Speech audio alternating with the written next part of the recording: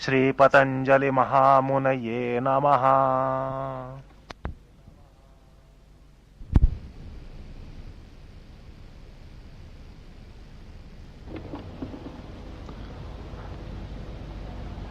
निर्विचारा समापत्ती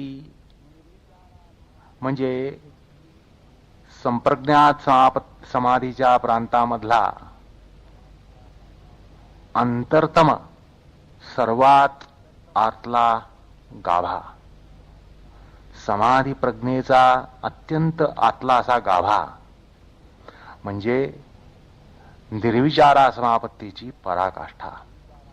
निर्विचाराच्या समापत्तीची वाटचाल होता होता होता होता अर्थात योग्याचं अंतर्गमन होता होता होता होता तो आध्यात्मिक देवळाच्या गाभाऱ्यात येऊन पोचतो. निर्विचारा समापत्तीमध्ये अंतर्गमन होता होता होता होता होता योगी हा समाधी स्वरूप किंवा समाधीच्या किंवा समाधीसारख्या समाधीरूप देवळाच्या गाभाऱ्यात येऊन पोचतो. मग त्या गाभाऱ्यामध्ये आल्यानंतर जे इप्सित असतं, जे ध्येय असतं, योग्याचं ते ध्येय असतं आणि तो गाभा म्हणजेच आत्मालय, आत्म्याचं देऊळ, परमात्म्याचं देऊळ, भगवंताचं देऊळ, ईश्वराचं देऊळ.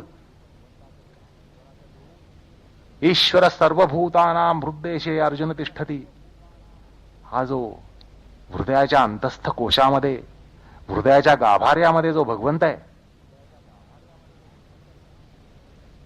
त्या गाभाऱ्यामध्ये प्रवेश हा त्या योग्याचा होत असतो. त्यामुळे निर्विचार समापत्तीद्वारा आध्यात्मिक दृष्ट्या काय होत असेल तर गाभाऱ्यापर्यंत ही निर्विचारा समापत्ती त्या ठिकाणी योग्याला नेऊन सोडते. आणि म्हणूनच या समापत्तीचं आध्यात्मिक फळ सांगताना आपण त्याचं मनोवैज्ञानिक फळ पाहिलं.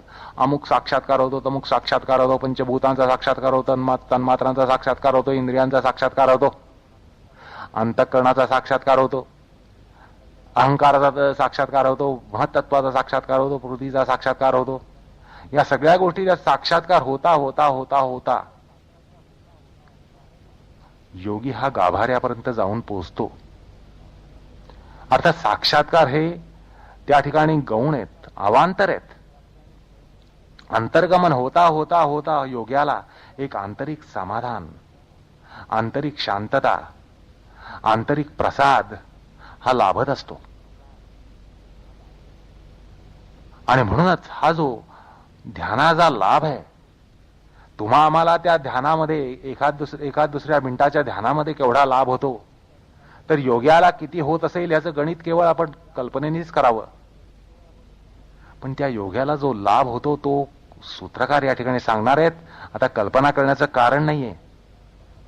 आता ह्याच्यानंतर सूत्रकार आपल्याला सांगणार आहेत, शास्त्रकार आपल्याला सांगणार आहेत. ते म्हणतात निर्विचार वैशारद्ये अध्यात्म प्रसाद. निर्विचारा समापत्तीमध्ये वैशारद्य येण्यानं, प्रावीण्य येण्यानं, अर्थात निर्मलता येण्यानं. निर्वितर्का समापत्तीतलं प्रावीण्य किंवा वैशारद्य म्हणजे काय तर निर्मलता. त्यात ती निर्मलता आल्यानं योग्याला आध्यात्मिक प्रसाद प्राप्त होतो. अशा प्रकारे सूत्रकार एका अत्यंत विलोभनीय प्रकरणाला या ठिकाणी आरंभ करतात. आध्यात्मिक प्रसाद म्हणजे काय याची आपण केवळ कल्पनाच करू शकतो. पण आता शास्त्र त्या ठिकाणी आपल्याला अनेक काही प्रबोधन करून देणार आहे. असे अंतःकरणामध्ये रजस्तमो रूपी राशी जी आहेत त्या मल ठरतात. अंतःकरणाला आवरक अशा मल ठरतात. अंतःकरणावर हे मलाचे थर आहेत, मलाचे पर्वत आहेत, मलाच्या राशी आहेत. थरावर थर, थरावर थर, थरावर थर असे थर या अंतःकरणातल्या गाभाऱ्याभोवती, देवळाभोवती पडलेले आहेत. हे कशामुळे? तर रजतमो गुणांच्या राशींमुळे पडलेले आहेत. आणि या आवरणामुळेच त्या ठिकाणी आपला प्रवेश हा थांबतो, अटकाव पडतो आपल्याला.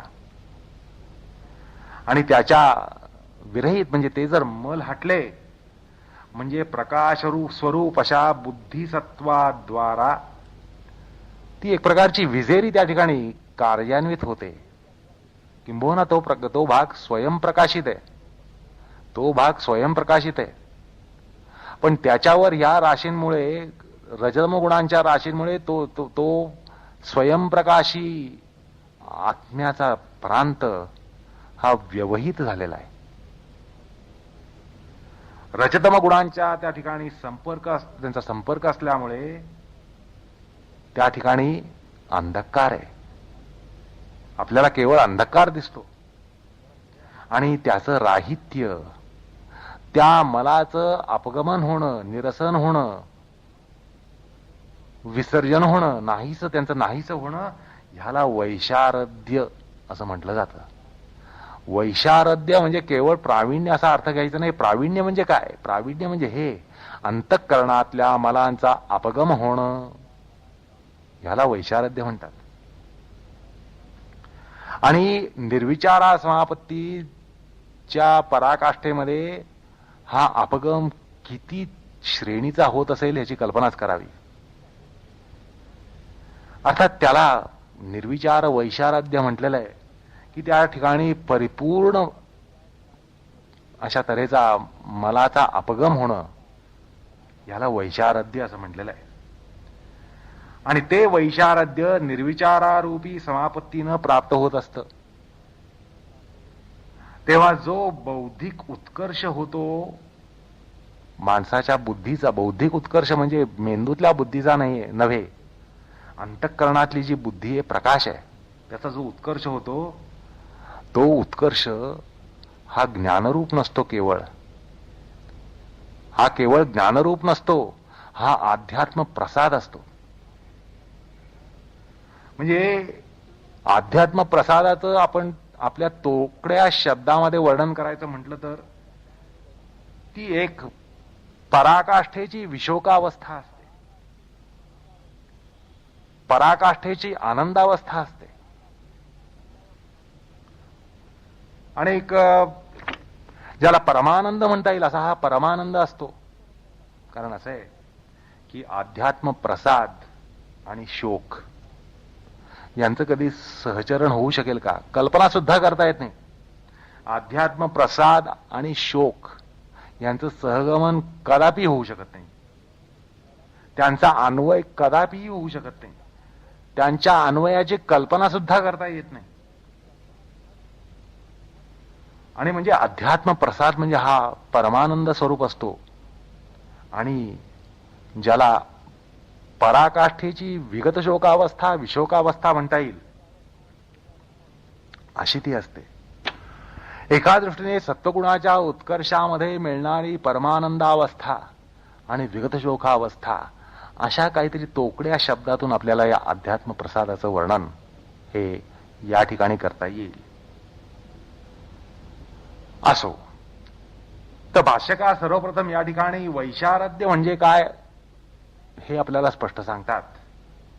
वैशारद्य म्हणजे सामान्यतः प्रावीण्य, कुशलता वगैरे अर्थ घेतले जातात. आपण त्याला वैशारद्य म्हणतो. तो विशारद आहे, अमुक विशारद आहे, तमुक विशारद आहे. म्हणजे काय? तर त्याला त्या क्षेत्रामध्ये प्रावीण्य आहे, कुशलता आहे.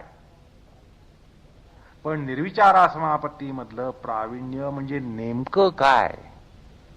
नेमकं काय असं आहे. संगीतामध्ये, संगीत क्षेत्रामध्ये प्रावीण्य याचा अर्थ समजून घेऊ शकतो. क्रीडा क्षेत्रामध्ये प्रावीण्य समजून घेऊ शकतो की ज्याद्वारा तो प्रथित यश बनतो त्या क्षेत्रामध्ये. पण निर्विचारा समापत्तीमध्ये वैशारद्य म्हणजे नेमकं काय हा प्रश्न या ठिकाणी पहिल्यांदा निर्माण होतो. तर त्याबद्दल सांगताना भाष्यकार उपक्रम करतात. अशुद्धी आवर्णमलापेतस्य प्रकाशात्मनो बुद्धिसत्वस्य रजस्तमोभ्याम अनभिभूतः स्वच्छः स्थितिप्रवाहो वैशारद्यम्. म्हणजे जो तुम्हाला सुरुवातीला अर्थ सांगितला तो या भाष्य पादावर अवलंबून होता, भाष्यातल्या संकल्पनेवर तो अवलंबून होता की निर्मलता, अंतःकरणाची निर्मलता. आणि ती सांगताना भाष्यकार या ठिकाणी आपल्याला असं सांगतात की अशुद्धीकारण जे आवरण असतं, अशुद्धीकारण रजतमोरूपी द्वारा अशुद्धी बनून जे आवरण बनतं तो मल आहे. आणि त्याच्या निवृत्तीनं प्रकाश स्वभावयुक्त बुद्धिसत्वाची रजतम संपर्क रहित होण्यानं जो चित्ताचा निर्मल एकाग्र प्रवाह, शांत एकाग्र आनंद प्रवाह जो असतो ते वैशारद्य असतं. असं आहे, आनंदाचं स्फुल्लिंग नसतं या ठिकाणी. आनंदाचा एक झगझगाट नसतो केवळ, जसा विजेचा झगझगाट होतो, एक क्षणमात्र त्या ठिकाणी झगझगाट होतो आणि दुसऱ्या क्षणी अंधकार असतो. किंवा या ठिकाणी आनंदाचा उन्माद नसतो, या ठिकाणी आनंदाचा एक सतत संथ प्रवाह असतो. आलं का लक्षात? नाही तर आपल्या जीवनामध्ये आपल्याला सुखाचे फुगे येतात आणि दुःखाचा प्रवाह असतो. ही आपली अनुभवाची गोष्ट आहे की आपण दुःखाच्या प्रवाहामध्ये जात असतो आणि सुखाचा कुठेतरी एक आशादायक फुगा आपल्याला दिसतो, अनुभवाला मिळतो. तो क्षणभर असतो आणि त्या आशेनं आपण दुःखसागरामध्ये प्रवास करत असतो. आनंद काळापासून आपण प्रवास करत आहोत, कारण सुखाचे फुगे कुठे कुठे येतात, कधी कधी येतात, कधी कधी मिळतात. आणि त्या फुग्यांच्या मोहानं आपण दुःखसागरामध्ये सतत प्रवाह करतोय, अनादिकालापासून प्रवाह करतो. म्हणजे गोष्ट अशी की प्रवाह हा दुःखाचा आहे आणि तरंग हे सुखाचे येतात कधीतरी, केव्हा तरी. तर तसं या ठिकाणी कुठल्याही प्रकारे आनंदाचा एक तरंग नसतो, आनंदाचा एक झगझगाट नसतो, एखादा उन्माद, एखादा धक्का नसतो. तर एक स्वच्छ, शांत, निर्मळ असा प्रवाह असतो. म्हणून ते म्हणतात स्वच्छ हा स्थितिप्रवाहो वैशारद्यम. चित्ताचा निर्मल, एकाग्र, शांत असा प्रवाह तेच वैशारद्य असतं. आणि पुढे ते म्हणतात की जेव्हा असं वैशारद्य प्राप्त होतं तेव्हा योग्याला अध्यात्म प्रसाद प्राप्त होतो. त्याच्यानंतर अध्यात्म प्रसाद प्राप्त होतो. आता हा अध्यात्म प्रसाद म्हणजे काय, असं या ठिकाणी लगेच प्रश्न उभा राहतो. जिज्ञासा असते, उत्सुकता असते आपल्याला की अध्यात्म प्रसाद म्हणजे काय, नेमकं काय. तर आपला हा उत्साह जबरदस्त असल्यामुळे त्याला पहिल्यांदा एक उत्तर दिलं जातं, ते असं: भूतार्थ विषयाक्रमानुरोधी स्फुट प्रज्ञालोक. याचा अर्थ असा की भूतार्थ विषय म्हणजे परमाणू, भूत सूक्ष्म तन्मात्रांपासून प्रकृतीपर्यंत सर्व सूक्ष्म विषयांचं क्रमानुरोधाशिवाय एकदम युगपत असं स्फुट ज्ञान होतं. ती प्रज्ञा म्हणजे अध्यात्म प्रसाद. हा एक प्रकारचा प्रज्ञाकारक, प्रज्ञादायक, प्रज्ञास्वरूप असा प्रसाद असतो. आलं का लक्षात? हा केवळ कुठलाही आनंद मग्न राहण्याचा प्रकार नाही आहे. यामध्ये एक प्रज्ञा आहे, यामध्ये एक प्रज्ञा आहे. असे गुळाची ढेप दिसल्यावर माशांना परमानंद असतो. माशांना त्या ठिकाणी, माशा यांना परमानंद, किंवा मुंगळे, मुंग्या यांना परमानंद असतो. त्यांचा तो आनंदाचा सागर असतो. एवढी मोठी गुळाची ढेप त्यांच्या पुढे आली. तर अशा प्रकारचा तो आनंद हा तसा आनंद नाहीये, हा प्रज्ञारूप आनंद आहे. यात एक प्रज्ञा आहे, त्या ठिकाणी मोह आहे. हा एक महत्वाचा भाग लक्षात घ्या. आनंदाच्या संदर्भामध्ये ह्या दोन गोष्टी फार महत्वाच्या आहेत, लक्षात घेण्यासारख्या आहेत. की आनंद म्हटल्यानंतर मोह ह्याची बाधा कितपत होते आणि प्रज्ञा किती झाकाळली जाते, हा लक्षात घेण्यासारखा या ठिकाणी मुद्दा आहे. फार महत्वाचा मुद्दा आहे. आलं का लक्षात? तर या ठिकाणी म्हणून एक स्पष्टोक्ती आहे की हा आनंद अशा प्रकारचा आहे की हा प्रज्ञा स्वरूप आहे, प्रज्ञामूलक आहे, प्रज्ञादायक आहे, प्रज्ञा स्वरूप आहे. आणि हा तशा प्रकारचा अध्यात्म प्रसाद आहे. म्हणजे सुरुवातीला तुम्हाला सांगितलं या ठिकाणी परमानंद आहे, सुखाची पराकाष्ठा आहे, पण ती सुखाची पराकाष्ठा एका विशिष्ट अशा लक्षणाने युक्त आहे, एका विशिष्ट लक्षणाने युक्त आहे. योगी त्या समाधीमध्ये आनंद घेतो म्हणजे मुंगळ्यांना खडीसाखरेच्या वर जी समाधी लागते ती समाधी नाही आहे. म्हणजे सुरुवातीला तुम्हाला सांगितलं या ठिकाणी परमानंद आहे, सुखाची पराकाष्ठा आहे, पण ती सुखाची पराकाष्ठा एका विशिष्ट अशा लक्षणाने युक्त आहे, एका विशिष्ट लक्षणाने युक्त आहे. योगी त्या समाधीमध्ये आनंद घेतो म्हणजे मुंगळ्यांना खडीसाखरेच्या वर जी समाधी लागते ती समाधी नाही आहे. तुम्ही असं बघा, एक खडीसाखरेचा त्या ठिकाणी खडा ठेवा, काही क्षणामध्ये त्या ठिकाणी मुंग्या गोळ्या होतात किंवा मुंगळे गोळा होतात आणि मुंगळा त्या ठिकाणी बसतो, त्या खडीसाखरेवर बसतो आणि तुम्ही जर त्याच्याकडे बघायला तर तासन तास त्या ठिकाणी तसाच राहतो, हलणार नाही. असला आनंद हा नाहीये, असला आनंद हा नाहीये. त्या ठिकाणी मुंगळ्याला केवळ मोह आहे. आलं का लक्षात? आणि आनंदाच्या संदर्भामध्ये ही फार मोठी संभवनीयता आहे, फार मोठा संभव आहे की आनंदाच्या संपर्कामध्ये मोह येणं याचा संभव जवळजवळ 100% असतो. आलं का लक्षात? ते चित्र डोळ्यापुढे आणा. एक साखर फुटाणा आहे आणि त्या ठिकाणी मुंगळा आलाय आणि मुंगळा त्या ठिकाणी बसलाय, मुंगळ्याला समाधी लागते, तासन तास हलणार नाही तो. पार त्या साखर फुटाण्याचा तुकडा तुकडा तुकडा पडून तो नाहीसा होईपर्यंत तो हलणार नाही त्या ठिकाणी. कारण काय, आनंदाच्या संदर्भामध्ये, आनंदाच्या बाबतीमध्ये मोह हा अत्यंत म्हणजे अत्यंत संभवनीय आहे. त्याचा संभव फार फार फार मोठा असतो, अन्वय फार मोठा असतो. या पार्श्वभूमीवर आता लक्षात घ्या, या ठिकाणी जो अध्यात्म प्रसाद म्हणजे हा आनंद आहे, परमानंद आहे, हे काही याची उत्पत्ती सांगण्याचं कारण नाही. पण हा कशा प्रकारचा आहे? प्रज्ञा स्वरूप आहे, प्रज्ञाद्वारा येणार आहे आणि प्रज्ञा मूलक आहे, प्रज्ञा रूप आहे. हे जे भाष्यकारांनी सांगितलंय या ठिकाणी फार महत्वाचा निर्देश त्या ठिकाणी झालेला आहे. महा आनंद काय? हा काय आनंद तो काय चोखत बसतो?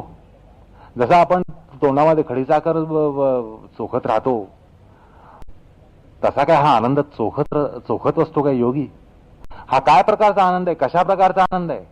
अहो, यात प्रज्ञेचा अन्वय, प्रज्ञा स्वरूप हा आनंद असल्यामुळे त्याचं स्वरूप फार वेगळं आहे. आणि ते सांगण्यासाठी या ठिकाणी भाष्यकार एक पारंपरिक वचन सांगतात, पूर्वाचार्यांची उक्ती सांगतात. एक पूर्वाचार्यांची उक्ती आहे, फार मार्मिक आहे, फार बोधक आहे. त्या ठिकाणी असं म्हटलंय, प्रज्ञा प्रसादमारुह्य अशोच्य शोचतो जनान. प्रज्ञा प्रसादम आरुह्य अशोच्य शोचतो जनान भूमिष्ठानिव शैलस्थः सर्वान् प्राज्ञो अनुपश्यति. असे या प्रज्ञा प्रसादावर आरूढ झाल्यानंतर हा योगी शोकरहित होतो, विगत शोक होतो. पर केवळ तेवढाच का? नाही, तसं नाहीये. तर तेवढा तो शोकरहित होऊन एखाद्या उंच टेकडीवर माणूस चढल्यानंतर, उंच इमारतीवर चढल्यानंतर तो खाली प्राण्यांना, माणसांना क्षुद्र कीटकांसारखा बघत असतो. आलं का लक्षात? अहो, मुंग्यान एवढी माणसं, मुंग्यान एवढी भानं ही तो त्या ठिकाणी बघत असतो. तसं या ठिकाणी होतं. भूमिष्ठानि व शैलस्था. हा शैलस्थ असतो, पर्वतस्थ असतो.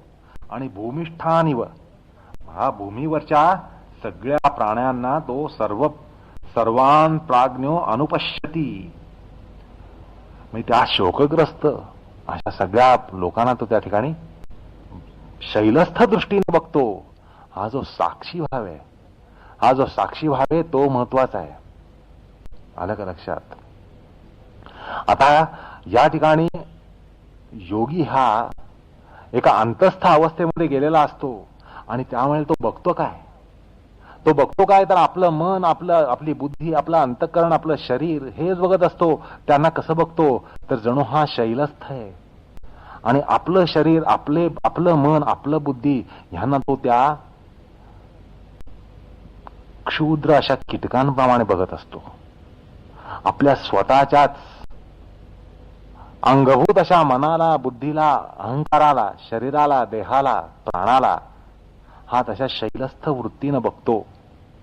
ही जी साक्षी भावाची या ठिकाणी कल्पना आहे ती समजून घेतली पाहिजे. हा आत्मसाक्षी भाव आहे, ऑटो विटनेसिंग स्टेट आहे. तो स्वतःच्याच घटकांना तो त्रयस्थ भावानं बघत असतो, शैलस्थ भावानं बघत असतो. असं आहे की या ठिकाणी तुम्ही अशी शंका काढू शकाल की अहो, अध्यात्म प्रसाद म्हणजे मग त्यात प्रज्ञा असायलाच पाहिजे आणि प्रज्ञारूप असायला पाहिजे, प्रज्ञामूलक असायला पाहिजे, असंच मानण्याचं काय कारण आहे? तो आनंद म्हणून माना, बास. आनंदाच्या सागरामध्ये तो डुंबतोय अशी काहीतरी कल्पना करा. कारण अशीच एक प्रसिद्ध कल्पना आहे की आनंदाच्या सागरामध्ये योगी डुंबत असतो वगैरे वगैरे वगैरे. अहो, आपल्याला जे दिसतं किंवा आपल्याला जे कल्पनेने जाणवतं त्याचं ते वर्णन आहे, पण त्या ठिकाणी तो प्रज्ञा स्वरूप असतो. प्रज्ञेद्वारा या गोष्टी घडत असतात आणि हा भाग स्वतः सूत्रकारांनीच स्पष्टपणे पुढल्या सूत्रात सांगितलेला आहे. पुढल्या सूत्राकडे जर बघितलं तर तुम्हाला तो भाग लक्षात येईल की हा प्रज्ञास्वरूप अध्यात्म प्रसाद कसा असतो. त्यामुळे ह्यात पदरचं काही सांगितलं गेलेलं नाहीये. व्यासांनी काही स्वतःच्या पदरचं काही या ठिकाणी अशा प्रकारचं विशदन केलं नाही. जे इंटरप्रिटेशन ज्याला म्हणता येईल ते विशदन त्यांनी स्वतःच्या स्वबुद्धीने केलेलं नाहीये. सूत्रकारांच्या सूत्राच्या अनुषंगानं त्याने आपल्याला आगामी सांगून ठेवलंय की हा एक प्रज्ञास्वरूप अध्यात्म प्रसाद असतो. केवळ हा आनंद चोखण्याचा प्रकार नाहीये. हा प्रज्ञास्वरूप आहे आणि तो किती महत्वाचा आहे हे आत्ताच आपण पाहिलं. अहो, नाही तर मुंगळ्याला सुद्धा तो परमानंद असतो. त्याला तुम्ही एक साखर फुटाणा ठेवणं मग त्याला त्या ठिकाणी तो परमानंद आहे. गुळाची ढेप मुंग्यांना दिसणं, मुंगळ्यांना दिसणं हे त्यांना परमानंद आहे. पराकाष्ठेचा आनंद आहे त्या ठिकाणी. तर त्याच्याशी ह्याची थोडीशी तुलना होऊ नये, त्याच्या जवळपास हा प्रकार येऊ नये म्हणून मुद्दाम या ठिकाणी आधीच भाष्यकार सांगून टाकतात की हा प्रज्ञा स्वरूप आहे, हा मोह स्वरूप नाहीये, मोहमय नाहीये, मोहजनक नाहीये. नाही तर आनंद हा मोहजनक असतो. असो, आता या पार्श्वभूमीवर आपण भाष्यकारांनी एकूण काय सांगितलंय ते बघूया. भाष्यकार याच्यावर म्हणतात अशुद्धी आवरण मलापेतस्य प्रकाशात्मनो बुद्धी सत्वस्य रजस्तमोभ्याम अनभिभूतः स्वच्छः स्थितिप्रवाहो वैशारद्यम यदा निर्विचारस्य समाधेर्वैशारद्यम इदं जायते तदा योगिनो भवति अध्यात्म प्रसादः. त्याला जेव्हा ही समाधी प्राप्त होते निर्विचारा समापत्तीद्वारा त्यावेळेला त्याला, आणि त्यात वैशारद्य जेव्हा प्राप्त होतं त्यावेळेला त्याला हा अध्यात्म प्रसाद मिळतो. भूतार्थ विषया क्रमानुरोधी स्फुटः प्रज्ञालोकः तथा च उक्तम प्रज्ञाप्रसाद आरुह्यम अशोच्य शोचतो जनान भूमिष्ठानिव शैलस्थ सर्वान प्राज्ञो अनुपश्यती. अशा प्रकारचं त्यांनी भाष्य या ठिकाणी केलेलं आहे. तर अशा प्रकारे अध्यात्म प्रसाद म्हणजे काय, तर त्याची एक पूर्वपीठिका या सूत्रामध्ये दिली जाते. आणि हा प्रज्ञास्वरूप आहे, प्रज्ञास्वरूप आहे. हे या ठिकाणी एक प्राथमिक आणि महत्वाचं ज्ञान आपल्याला या ठिकाणी व्हायला पाहिजे. तर अशा प्रकारे आपण या अध्यात्म प्रसादाचा या ठिकाणी एक अर्थ पाहिला. यापेक्षा जास्त या ठिकाणी गमन करण्याचं कारण नाही, कारण सूत्रकार स्वतः पुढे त्याचं वर्णन करतायत. त्यामुळे सूत्राच्या अनुषंगाने आपल्याला जर विचार करायचा असेल तर आपल्याला लगेच हा अध्यात्म प्रसाद म्हणजे काय तर त्याचा अर्थ सांगताना सूत्रकार 48व्या सूत्रात म्हणतात ऋतंबरा तत्प्रज्ञा. तर त्या ठिकाणी ऋतंभरा नावाची एक प्रज्ञा प्राप्त होत असते असं सूत्रकार सांगतात. एकूण काय तर हा जो अध्यात्म प्रसाद असतो, हा अध्यात्म प्रसाद निर्विचारा समापत्तीद्वारा प्राप्त होणारा जो अध्यात्म प्रसाद असतो तो प्रज्ञा स्वरूप असतो, प्रज्ञोद्भव असतो. असं केवळ भाष्यकारांचंच मत आहे असं नाही, तर सूत्रकारांचंच तसं मत आहे. असो, आता हे जे वैशारद्य आहे, निर्विचारा समापत्ती मधलं वैशारद्य आहे, त्या वैशारद्याचं लक्षण करताना भावा गणेश आपल्या योगदीपिकेमध्ये म्हणतात, ध्येयगत शेष विशेष प्रतिबिंबात ग्राहिणी निश्चल एकाग्रता चित्तस्य वैशारद्यम असं ते म्हणतात.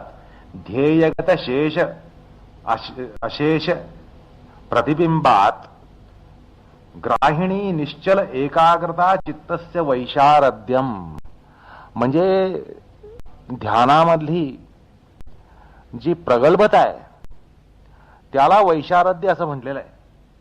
किंवा ध्यानामध्ये पुढे अर्थमात्र निर्भास होण्याचा जो समाधीचा प्रकार असतो त्यामध्ये वैशारद्य येणं, अर्थात त्यामध्ये तशी निश्चलता आणि एकाग्रता तशा प्रकारची येणं, ही याला चित्ताचं वैशारद्य असं म्हणतात. मणिप्रभाकाराने असंच म्हटलंय की बुद्धिसत्वस्य स्वच्छ स्थितीरूप वृत्ती प्रवाह प्रधानांत सूक्ष्म ग्राह्य गोचर य सो अयम निर्विचार समादात वैशारद्यम. आलं का लक्षात? तर अशा प्रकारे ही जी पराकाष्ठेची एकाग्रता लागते, कारण शेवटी अव्यक्त तत्वापर्यंत सूक्ष्म विषयामध्ये वाटचाल करायची, अव्यक्त तत्वामध्ये एकाग्रता यायला पाहिजे. अव्यक्त निरवयव कुठल्याही प्रकारच्या धर्मानी ज्याला अभिव्यक्ती नसते अशा एका अव्यक्त तत्वामध्ये एकाग्रता येणं, हे निर्विचार समापत्तीचं वैशारद्य आहे. आलं का लक्षात?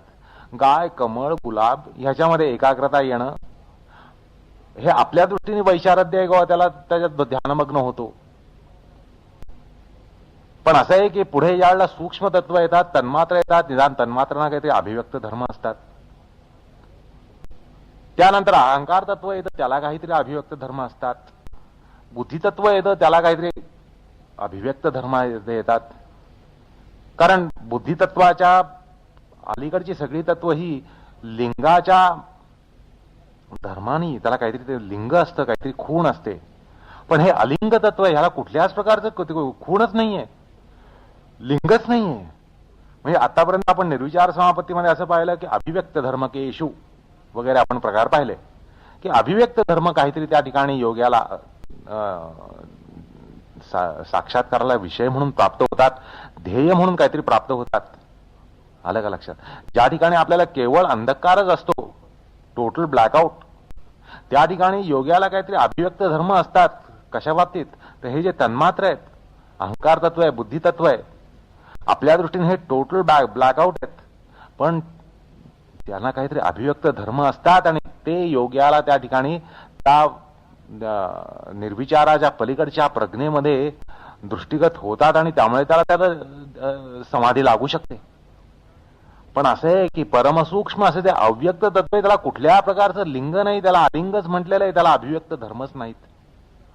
मग अशा अभिव्यक्त धर्मामध्ये एकाग्रता, अभिव्यक्त धर्म ज्या ठिकाणी नाहीत, नसतात, अशा प्रधानांत सूक्ष्म जे तत्व आहे त्या ठिकाणी वृत्तीप्रवाह एकाग्रता धर्मानं युक्त असणं, ह्याला निर्विचार समाधी मधलं किंवा निर्विचार समापत्ती मधलं वैशारद्य असतं, असं सपखळपणे मणिप्रभाकार म्हणतात.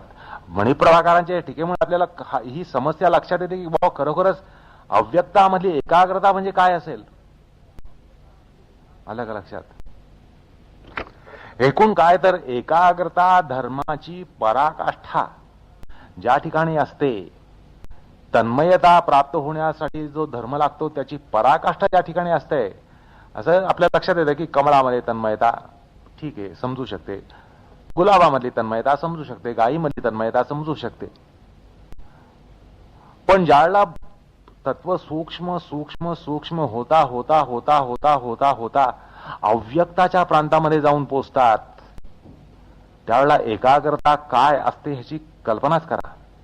असे तुम्ही योग साधना किंवा योगशास्त्राचा काही परिचय असल्यामुळे बाबा ज्योतीवर ध्यान करणं, मग त्या ठिकाणी अशा काही आहेत पद्धती आहेत की बाबा मेणबत्ती लावायची किंवा एक पणती लावायची आणि त्याच्या ज्योतीवर ध्यान करायचं, त्राटक वगैरे प्रकार, हे ठीक आहे. सावयव साकार अभिव्यक्त अशा धर्म असलेल्या वस्तूंमध्ये आपल्याला एकाग्रता समजू शकते, पण अव्यक्त तत्वातली एकाग्रता जी असते त्याची आपण केवळ कल्पनाच करायची असते, तर त्या ठिकाणी एकाग्रता येणं हे वैशारद्य असतं असं मणिप्रभाकर म्हणतात. त्यामुळे आपल्याला ह्याची एक श्रेणी कळते, वैशारद्याची एक श्रेणी या ठिकाणी थोडीशी आपल्या कल्पनेच्या कक्षेमध्ये येऊ शकते. असो, आता निर्विचाराचे जे विषय असतात ते आपण असं पाहिलं की ते सूक्ष्म भूत असतात, तन्मात्र, मग क्रमानं पूर्व पूर्व अशी तत्व असतात. आणि निर्विचारा समापत्तीचं वैशारद्य म्हणजे काय, तर अव्यक्त तत्वामध्ये निर्विचारा समापत्ती प्राप्त होणं ही त्याची वैशारद्य अवस्था आहे, हे त्यातलं प्रावीण्य. असो, एकूण काय तर हे वैशारद्य म्हणजे विचारानुगत संप्रज्ञात समाधी आणि आनंदानुगत संप्रज्ञात समाधी, त्यानंतर अस्मितानुगत संप्रज्ञात समाधी, ह्या सगळ्या योगभूमी ओलांडून जाण्याचा प्रकार आहे किंवा या सगळ्या भूमीमध्ये प्रावीण्य येईल. आलं का लक्षात? म्हणजे सहज लीलयेनं या भूमीमध्ये प्रवेश करता येणं हे प्रावीण्य आहे असं आपल्याला म्हणता येईल. आलं का लक्षात? विचारानुगत, आनंदानुगत, अस्मितानुगत ह्या ज्या समाधी आहेत, संप्रज्ञात समाधी आहेत, त्या समाधीमध्ये लीलया प्रवेशित होण्याचं जे सामर्थ्य एखाद्या योग्याला प्राप्त झालं असेल तर ते त्याचं वैशारद्य आहे, ते त्याचं प्रावीण्य आहे. आलं का लक्षात? आणि त्या योगभूमीमध्ये प्रावीण्य तसेच निर्मलता जी असते, त्यामध्ये सहजता जी असते ते प्रावीण्य असतं. आणि त्या कारण अस्मिते पुढे, अस्मिता तत्वाच्या पुढे आलिंग तत्वापर्यंत, प्रधानापर्यंत आलंबन घेऊन तत्वसाक्षात्कार झाल्यानं दृश्य तत्वातील अंतिम सूक्ष्मतम आलिंग प्रधान तत्वाचा साक्षात्कार हा झाल्यानं त्या पुढील भूमीचं म्हणजे आत्मप्रदेशाचं रहस्योद्घाटन होतं. आलं का लक्षात? म्हणजे खरं म्हणजे अध्यात्माचा प्रांत हा तिथं सुरू होतो. अहंकार तत्व, बुद्धी तत्व ह्यांना सगळ्यांना ओलांडून अलिंग तत्वाला ओलांडल्यानंतर त्याच्याही पलीकडे जो प्रांत आहे तो आत्म्याचा प्रांत आहे आणि खरं म्हणजे तो अध्यात्माचा प्रांत आहे. तुम्ही आम्ही केवळ अध्यात्मातल्या गप्पा मारतो, शास्त्रातली काही वचनं सांगणं, गीतेतली वचनं सांगणं, त्याच्यावर दोन चार प्रवचन करणं, व्याख्यानं देणं किंवा उपनिषदातले मंत्र हे कंठगत करून त्यावर काही व्याख्यान देणं, त्याच्यावर काही प्रवचन करणं, याला आपण अध्यात्म समजतो. खऱ्या अर्थाने अध्यात्म म्हणजे हे की आपल्या शरीरामध्ये, अंतःकरणामध्ये, अंतस्थ कोशामध्ये प्रवेश करून त्याच्या पलीकडे जो गाभार आहे, आत्म्याचा, भगवंताचा जो गाभार आहे, तो दृष्टीपथामध्ये येणं, ध्यानपथामध्ये येणं हे अध्यात्म आहे. आणि तो आत्मप्रदेश जो आहे, तो आत्मप्रदेश आपल्या ध्यानकक्षेमध्ये येणं, ध्यानकक्षेमध्ये येणं, ज्ञानकक्षेमध्ये येणं, अनुभवाची काहीतरी त्या ठिकाणी एक जाणीव होणं, हा अध्यात्म प्रसाद आहे. आलं का लक्षात? तर हा जो एकूण प्रवास आहे त्या गाभाऱ्यापर्यंत जो प्रवास आहे, तो प्रवास समजून घ्यायचा असेल तर आपल्याला थोडंसं सांख्य शास्त्रानुसार किंवा सांख्यीय जी विश्व प्रसव प्रतिप्रसव प्रक्रिया आहे, ती प्रक्रिया थोडी जर आपण समजून घेतली तर आपल्याला तात्विक दृष्ट्या हा भाग थोडासा लक्षात येईल. म्हणजे अध्यात्म म्हणजे नेमकं काय, अध्यात्म म्हणजे नेमकं काय, आत्म्याविषयी बोलू शकणं, आत्म्याविषयी प्रवचन देणं, उपनिषदांमधली वचन कंठगत असल्याचं दाखवणं, गीतेतले श्लोक कंठगत असल्याचं दाखवणं, त्याच्यावर प्रवचन करणं, हे बुद्धिपांडित्य जे आहे, अध्यात्मशास्त्रामधलं जे बुद्धिपांडित्य आहे, तो अध्यात्म प्रसाद नाहीये. हा अध्यात्म प्रसाद ध्यान साधनेद्वारा प्राप्त होत असतो. आणि ध्यान साधना म्हणजे काय? आपल्या चित्ताचं अंतःप्रक्षेपण, आपल्या चित्ताला अंतस्थ कोशांमध्ये नेत राहणं, कोशानंतर कोश हे पादाक्रांत करून त्याच्या पलीकडे काय आहे त्याची अनुभूती घेण्याचा प्रकार, म्हणजे आपल्या अस्तित्वामध्ये किंवा आपल्या शरीरामध्ये, पिंडांडामध्ये जे भगवंताचं देऊळ आहे, गाभार आहे, त्या गाभाऱ्याचा अनुभव, गाभाऱ्याचं दर्शन, हा अध्यात्म प्रसाद आहे. आणि त्यासाठी ही जी चित्ताच्या प्रतिप्रसवाची प्रक्रिया आहे, चित्ताचं जसं जसं अंतर्गमन होईल, अंतःप्रक्षेपण होईल, त्याचं आत्माभिमुख प्रक्षेपण होईल, आत्माभिमुख गमन होईल, ते होताना अंतःकरणाचं जे प्रतिप्रसव होत असतं, ती प्रतिप्रसवाची प्रक्रिया थोडी आपल्याला या ठिकाणी समजून घेतली तर तात्विक दृष्ट्या आपल्याला हा अध्यात्म प्रसाद म्हणजे काय असतो आणि तो गाभारा कुठे असतो ह्याचा थोडासा पत्ता लागेल. तर त्यामुळे त्याचा थोडा या ठिकाणी विचार करणं हे अत्यंत प्रस्तुत आहे. अर्थात या ठिकाणी थोडंसं वैराग्य प्रकरणाकडे तुमचं लक्ष वेधावं असं वाटतं. वैराग्य प्रकरणामध्ये तुम्ही काही आकृत्या काढून प्रकार समजून घेतला की विषयाचे बाह्य स्तर, अंतरस्तर असे अनेक अंतस्तर हे अनेक असतात. आणि शेवटी केंद्रमध्यामध्ये काय असतं, त्या ठिकाणी केंद्रमध्यामध्ये आत्मा, ईश्वर ही शाश्वत तत्व असतात, आत्मिक तत्व असतात. तर त्यामुळे हा जो साक्षात्कार आहे, अध्यात्म प्रसाद आहे, तो ज्या वेळेला आपण कुठल्याही अस्तित्वाच्या केंद्रमध्याशी जाऊ त्यावेळेला तो मिळणार असतो, असं त्या ठिकाणी आपल्याला वैराग्याच्या सूत्राच्या प्रकरणामध्ये लक्षात आलं असेल. तर या निर्विचार समापत्तीमध्ये किंवा निर्विचारा वैशारद्यामुळे आध्यात्मिक प्राप्तव्य जे असतं ते गाठलं जातं. आणि त्या निर्विचारा समापत्तीला क्रमशः काही भूमी या प्राप्त होत असतात आणि त्या भूमीचं आलोडन करायचं असतं, त्या भूमी पादाक्रांत करायच्या असतात. तर या निर्विचारा समापत्तीला क्रमशः भूमी ज्या आहेत त्या सांख्यीय तत्वसंघटनेत कशा असतात हे जरा आपण या ठिकाणी समजून घेतलं पाहिजे. तर यासाठी एक तुम्ही आकृती काढली तर तुम्हाला तो प्रकार लगेच लक्षात येईल. तर कागदावर तुम्हाला एक अशी आकृती काढायची आणि त्या आकृतीमध्ये एकामध्ये एक अशी वर्तुळ असतील. आलं का लक्षात? आणि एक जसं जसं चित्ताचं प्रक्षेपण हे आतमध्ये जाईल, म्हणजे स्थूलाकडून सूक्ष्म विषयाकडे ज्यावेळेला चित्त हे या समापत्तीच्या मार्गाने जाईल, समापत्तीच्या मनोविज्ञानासहित जाईल, त्यावेळेला बाहेरची जी वर्तुळ असतात ती हळूहळू गळत जातात आणि अंतःकोशामध्ये हा प्रवेश होत असतो. तर असं आहे की या ठिकाणी तुम्हाला एकात एक अशी 5 वर्तुळ काढावी लागतील. एकात एक अशी 5 वर्तुळ काढावी लागतील. आणि आतलं जे वर्तुळ आहे, 5वं आतलं जे वर्तुळ आहे, त्या वर्तुळाच्या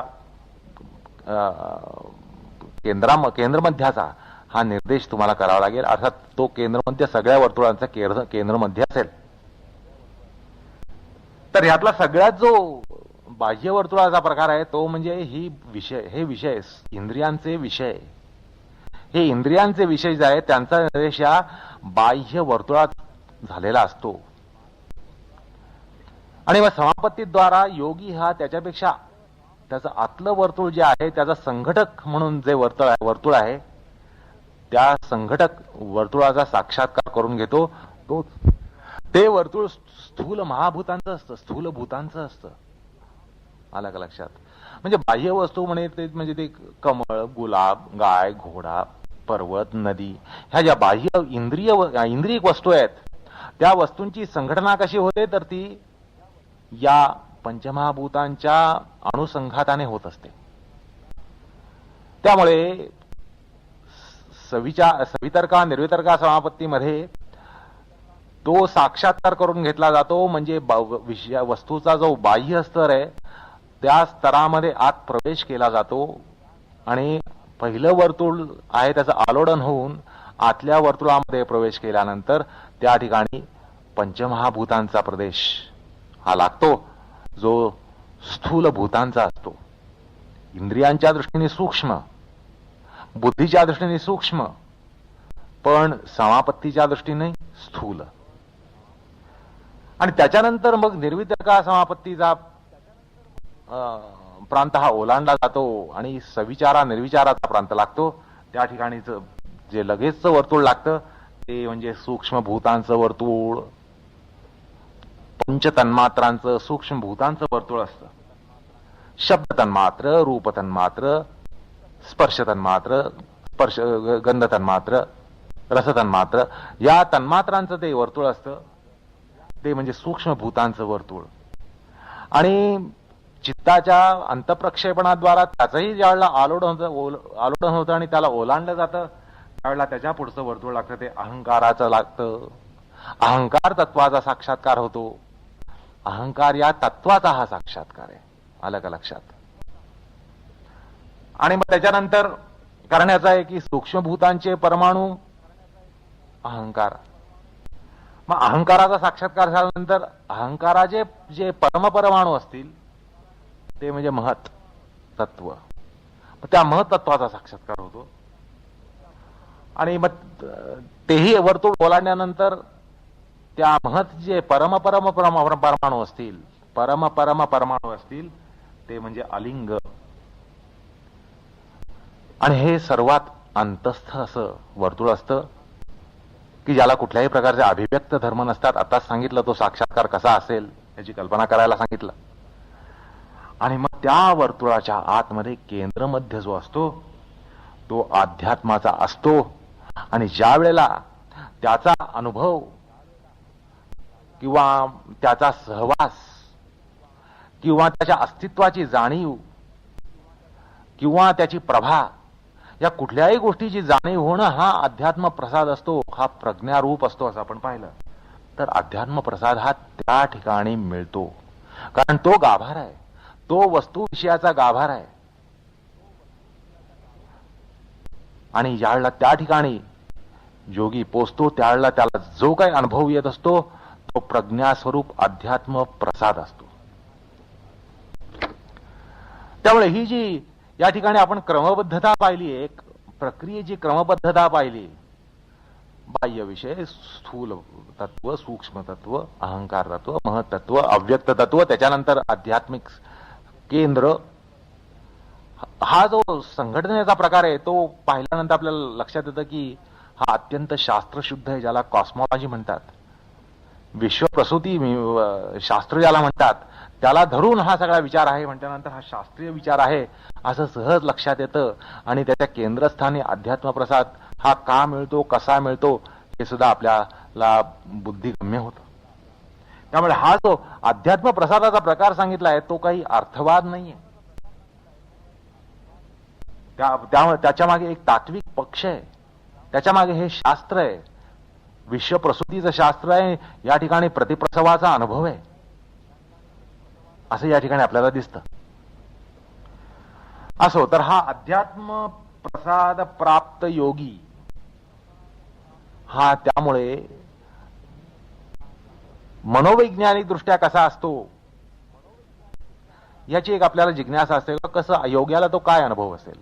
अर्थात त्यामध्ये आनंद असतो, निरतिशय आनंद असतो, परमानंद असतो, या गोष्टी अध्यात्माच्या विद्यार्थ्याला, अभ्यासकाला सांगण्याची आवश्यकता नाही.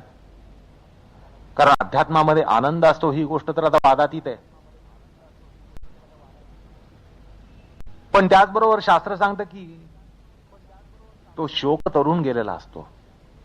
आणि हाही मानवी आध्यात्मिक उन्नतीचा एक किंवा उन्नतीच्या मागचा हा महत्वाचा प्रवर्तक आहे, शोकतरण. कारण मानवाचं जीवन, मानवी जीवन हे शोकाने भरलेलं आहे आणि त्या शोकतरण होणं अत्यंत आवश्यक असतं, विगत शोक होणं आवश्यक असतं. अध्यात्माची ही सगळी वाटचाल त्यासाठी होत असते आणि त्यामुळे हा त्याचा एक महत्वाचा भाग असतो की आत्यंतिक शोकनिवृत्ती ही कशा प्रकारची असेल याचा अनुभव कल्पनेने सुद्धा आपल्याला करता येत नाही, येणार नाही.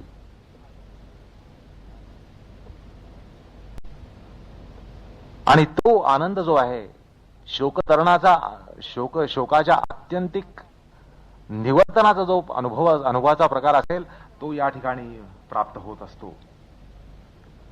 या ठिकाणी शास्त्राचं वचन आठवतात. या ठिकाणी लक्षात घ्या की आध्यात्मिक प्रवर्तनामध्ये अध्यात्माकडे वाटचाल झाल्यानं शोकतरण होते, शास्त्रकार सांगतात. अशा प्रकारे उपनिषदांचा सिद्धांत आहे. तरति शोक आत्मवित, अशा प्रकारे छांदोग्य उपनिषदाच्या 7व्या अध्यायामधलं या ठिकाणी कथन आहे. तर ते कुठल्या भूमीमध्ये प्राप्त होतं हे वेदांताच्या विद्यार्थ्याला समजून घेणं फार आवश्यक आहे. तरती शोक आत्मवित असं जे म्हटलं, हे जे शोकतरण होतं ते केव्हा होतं, कुठे होतं, कुठल्या टप्प्यात होतं, कुठल्या भूमीत होतं, ते कसं प्राप्त करून घेता येतं, ह्या जर गोष्टींची जर उकलन व्हायचं असेल तर योगशास्त्राकडे वळण्याशिवाय त्याला गत्यंतर नाहीये. योगशास्त्रच ही गोष्ट या ठिकाणी दाखवून देतं. अर्थात हे समापत्तीचं प्रकरणच या ठिकाणी सांगून देतं, दाखवून देतं की हा कल्पनेच्या पलीकडचा प्रांत तुम्ही तुमच्या बुद्धीच्या क्षमतेमध्ये कशा सामावू शकता, समजून घेऊ शकता, त्याद्वारा बुद्धीद्वारा समजून घेऊ शकता. अवांग मनस गोचर असा हा जरी सगळा आनंद असला, शब्दातीत आनंद असला, कल्पनेच्या पलीकडचा आनंद असला, तरी म्हणजे कल्पना विलास या ठिकाणी करता येत नसला तरी योगशास्त्राची जी प्रतिपादन शैली आहे, योगशास्त्रातलं जे एक थिअरायझेशन आहे, तात्विक बैठक जी आहे, तात्विक प्रतिपादन शैली जी आहे, त्याच्यामध्ये कल्पनेच्या पलीकडे कल्पना करण्याचा कल्पना विलास हा शक्य होतो. असे की जी गोष्ट कवीला सुद्धा अशक्य आहे, लौकिकामध्ये कल्पना विलास ह्याचं सगळं साम्राज्य कवींच्या हातात असतं, हे आपल्याला मान्य करावं लागतं. कवीचा कल्पना विलास जो असतो त्याला तोड नसते. हे सगळं जरी खरं असलं, मग तो कालिदास असो, उशना असो, त्याच्या सुद्धा सामर्थ्याच्या पलीकडे हे वर्णन आहे. त्यांना सुद्धा करता येणार नाही. कवी कुलगुरू कालिदास काय किंवा उशना कवी काय, यांनाही जे जमणार नाही ते समजून घेणं किंवा तशा प्रकारची कल्पना करणं ह्याची शक्यता योगशास्त्राच्या अभ्यासकाला होऊ शकते. कारण योगशास्त्राद्वारा कल्पना विलासाचे सुद्धा त्याच्या कक्षा इतक्या रुंदावतात की कल्पने पलीकडच्या गोष्टींची कल्पना करता येते. कल्पने पलीकडच्या गोष्टींची कल्पना करून त्या कल्पनांचा आनंद घेता येतो असं या ठिकाणी म्हणावं लागतं. कारण ही निर्विचार समाधीची जी एकूण प्रक्रिया आहे, निर्विचार समापत्तीची जी प्रक्रिया आहे, ती प्रक्रिया अशा प्रकारे एक शब्दांकन करून जाते, शब्दापलीकडे असलेल्या गोष्टींचं शब्दांकन इतक्या परिणामकारकतेनं करून जाते की कल्पने पलीकडच्या कल्पना या कल्पना विश्वात होऊ शकतात. असं थोडंसं अलंकारिक भाषेत सांगावं असं वाटतं, पण ह्यात अलंकार नाही, ही वास्तवता आहे. असो, सांगायचा मुद्दा हा होता की वेदांताच्या सुद्धा विद्यार्थ्याला या गोष्टीचा पत्ता लागणार नाही. तो केवळ आत्मविद शोक शोकाचं तरण करून जातो एवढंच तो त्या ठिकाणी घोकेल. पण हा प्रकार कसा होतो आणि त्याचे मनोवैज्ञानिक टप्पे दृष्टीपथात असतील तिथपर्यंत त्याची व्याख्या योगशास्त्राने केलेली आहे. हा जो प्रवास आहे, हा जो अध्यात्माचा प्रवास आहे, तो त्या प्रवासातल्या मनोवैज्ञानिक पैलूंचं वर्णन, त्यांचं लक्षण करणं, त्याला शब्दांकित करणं, हे जिथपर्यंत शक्य आहे तिथपर्यंत योगशास्त्राने करून ठेवलेलं आहे. आणि जिथपर्यंत कल्पना करता येईल त्यांचंही शब्दांकन करून ठेवलेलं आहे. कल्पनेच्या पलीकडे ज्या गोष्टी असतील त्यांचं सुद्धा योगिक शब्दांद्वारा वर्णन हे केलेलं आहे.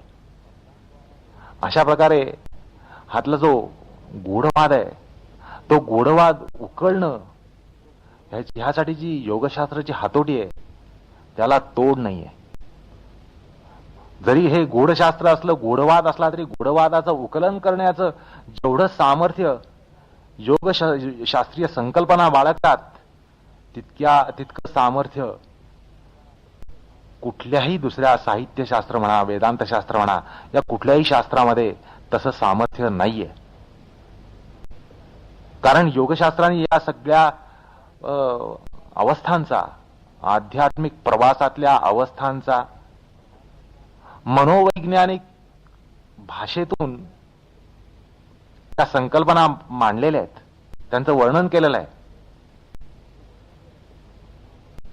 तर असं आहे की तुम्हा आम्हाला योग जरी प्राप्त झाला नाही तरी योग काय असतो याचं अत्यंत परिणामकारक शब्दांकन योगशास्त्रात झालेलं आहे असं या ठिकाणी सांगावंसं वाटतं.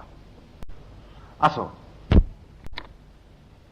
आता आपण आतापर्यंत ज्या अध्यात्म प्रसादाचा, त्या अवस्थेचा विचार करतो आहोत, त्या ठिकाणी आपल्याला असं वाटतं की आपण अनेक वेळा म्हटलं की हा परमानंद असतो, पण ही खऱ्या अर्थाने परमावस्था नाहीये.